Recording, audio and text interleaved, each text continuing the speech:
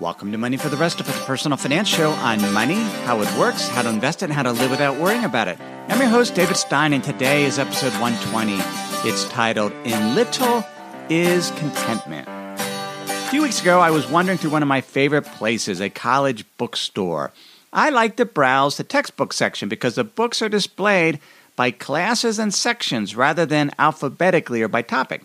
This somewhat random organizational structure with books piled horizontally in stacks rather than the typical vertical display of most bookstores is appealing to me because I find things that I just wasn't expecting. I like the unpredictability of it.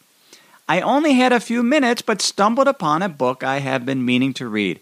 It's the Tao Te Ching, and it's by Lao Tzu.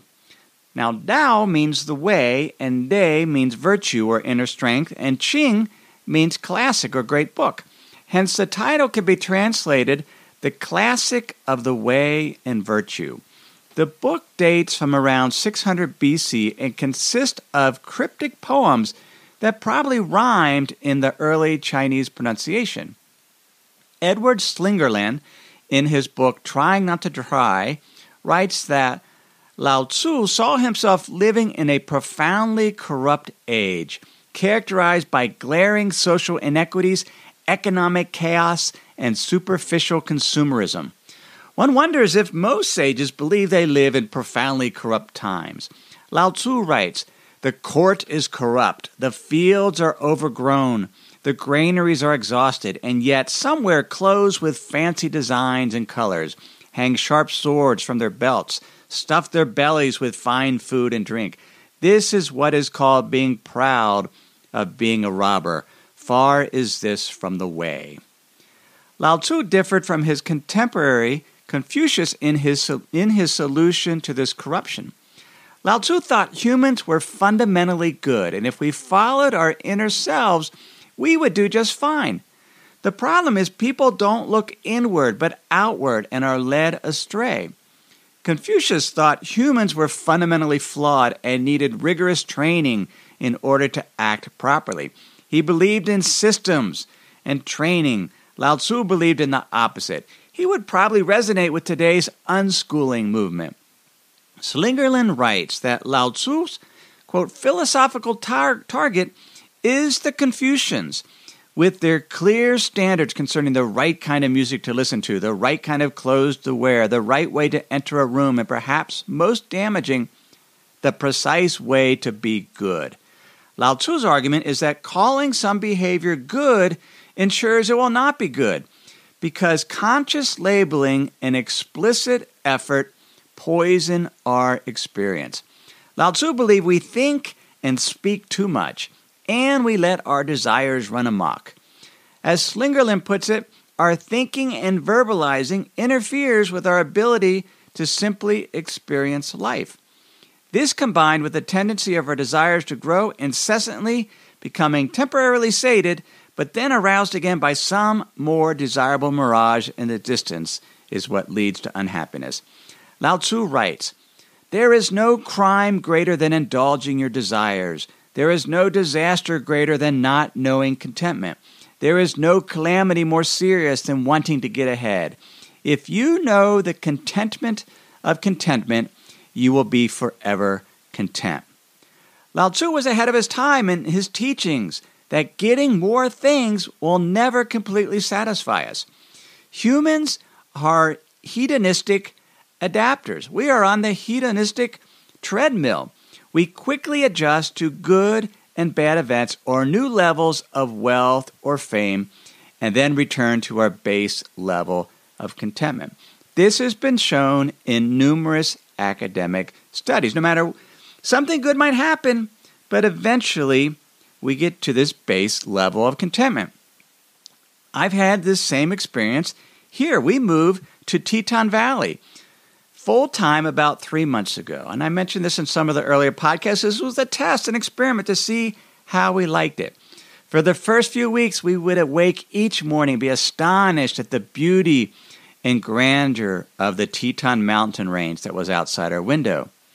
Now I can go an entire day and not really notice the mountains unless I deliberately stop and acknowledge their presence and magnificence.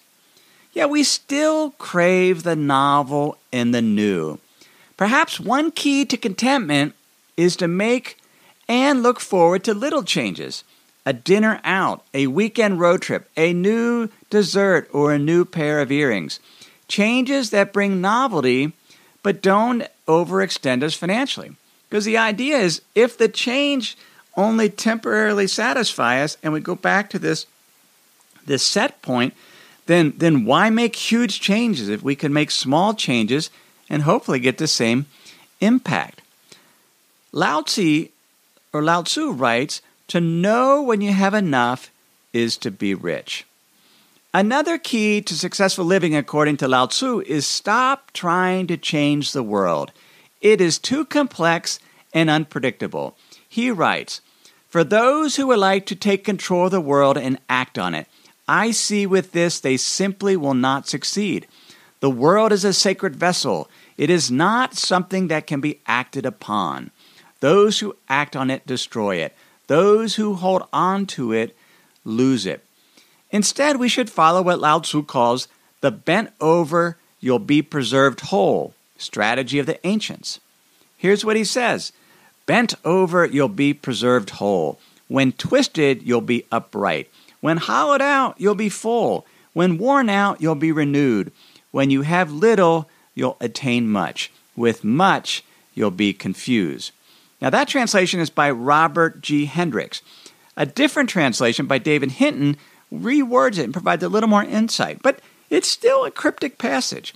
Here's what Hinton translates: "In yielding is completion. In bent is straight. In hollow is full. In exhaustion is renewal. In little is contentment. In much is confusion." Rather than try to control what cannot be controlled or predicted, we should have sufficient flexibility and reserve to yield to what happens.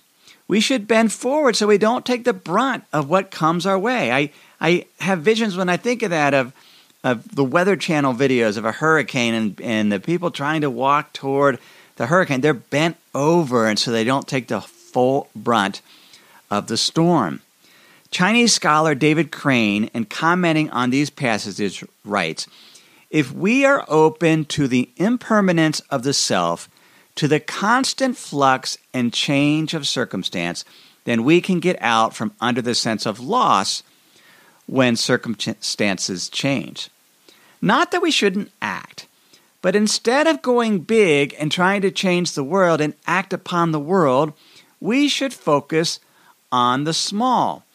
Renowned marketer Seth Godin said recently on a Tim Ferriss podcast that whenever possible, ask yourself, what's the smallest footprint I can get away with? What is the smallest project that is worth my time? What is the smallest group of people who I can make a difference for or to? Because smallest is achievable. Smallest feels risky. If you pick smallest and you fail, then you're really screwed up. We want to pick big because infinity is our friend. Infinity is safe. Infinity gives us a place to hide. Focus on the small because, as Lao Tzu stated, when you have little, you'll attain much.